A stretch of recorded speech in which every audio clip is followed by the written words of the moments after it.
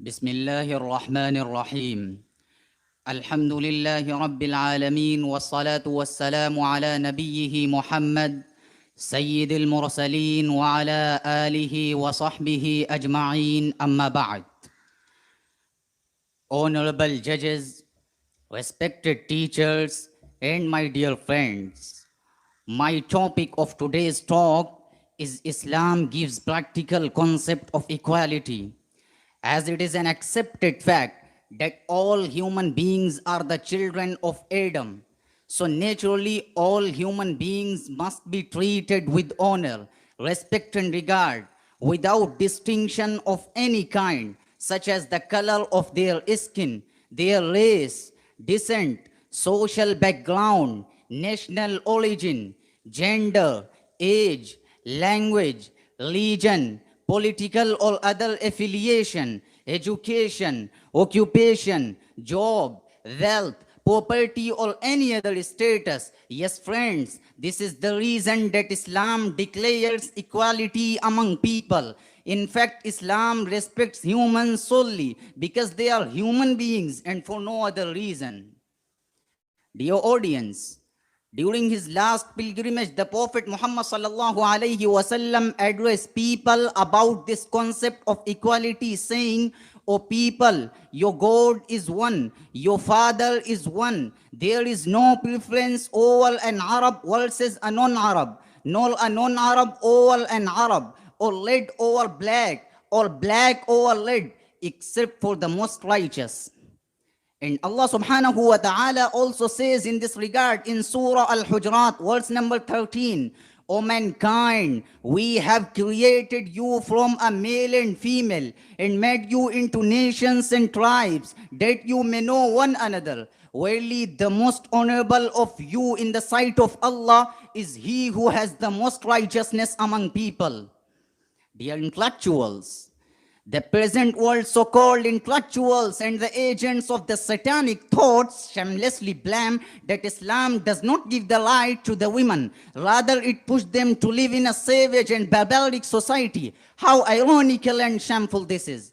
I want to ask, gender equality that the women are given less wage than men? Is it gender equality that the women are deprived of their rights in inheritance? Is it gender equality that the crying and sobbing women become victims of rapists largely, and no step is taken to protect their modesty and chastity? Is it caste equality that Dalit are not given permission to worship in temples? Is it religious equality that more than 4 million Rohingyas have been compelled to live in refugee camps? And not only this, but also they have been tortured, raped, murdered, and evicted from their homes by talent Myanmar security forces. Why? Just because they are Muslims.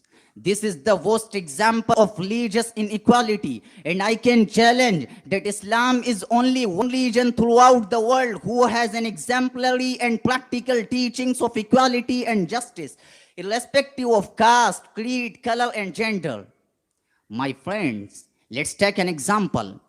Equality is practiced in the masajid during the weekly Friday prayer and in all the other 5 daily prayers as well. During these prayers, all differences in race, status, nationality, and color vanish, and true equality is practiced starting with the rows of prayer. Lines are formed based on whoever comes to the masjid first and takes his place in the front rows. If you observe the rows of Muslims during these prayers, you will find the rich and poor, the knowledgeable and the illiterate, the Arab and the non-Arab are side by side. All of these factors make no difference in the sight of Allah. My beloved brothers, here I want to make it clear that equality is arguably most misused word. Actually, equality denotes that everyone should be treated equally. But treating everyone equally in every case is not always fair because of differences in physical structure, situation, need, and status. Therefore, our plan of action needs to be focused on equity, not equality. And this is the reason that Islamic equality is based on equity, which is in fact real justice. My friends, inequality has poisoned men's souls, has barricaded the world with hate, has goose stepped us into misery and bloodshed.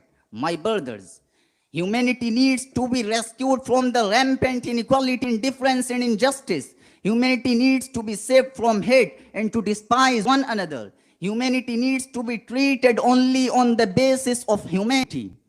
So now let's take a promise that inshallah we will make the world free from inequality and indifference, hatred and violence, because inequality begets hatred, hatred begets violence, and violence will eradicate the all mankind.